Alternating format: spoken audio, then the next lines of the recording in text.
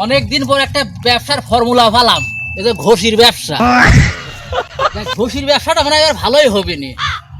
এই স্বাধীন দেশে ঘষির ব্যবসা খুব জমজমাট হবে না। এই ঘষি আমি ইন্ডিয়ায় পাঠাবো, দিল্লি পাঠাবো। এই ঘষি বলে খুব চলে ইন্ডিয়ায়, আর ব্যবসা খুব উন্নত হবিন গো।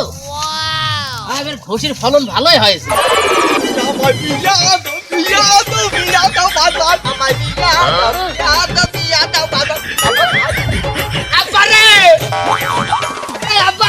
কি রে হারাম দাদা, বিয়ে করবি শালা? এই যে হারাম দাদা চলে আইছে, হারাম দাদা এখন 80% আমি বিয়ে করবো।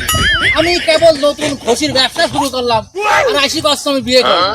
হারাম দাদা যে আব্বা বিয়ে দাও। তুই তো কামাই করিস নি, তোকে বিয়ে দেবো কিভাবে? আমি কেবল হচ্ছে ব্যবসা ধরলাম, ঘষির ব্যবসা, আর তুই এখন 80% বিয়ে করবো। এই ব্যবসাটা আগে লাভজনক হোক, তারপর আমি চিন্তা ভাবনা করেছি আমি এবার ভোট কর।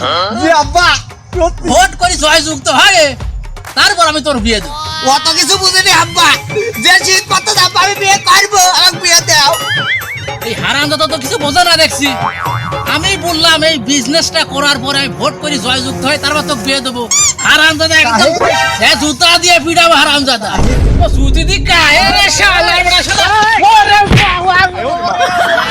কি করে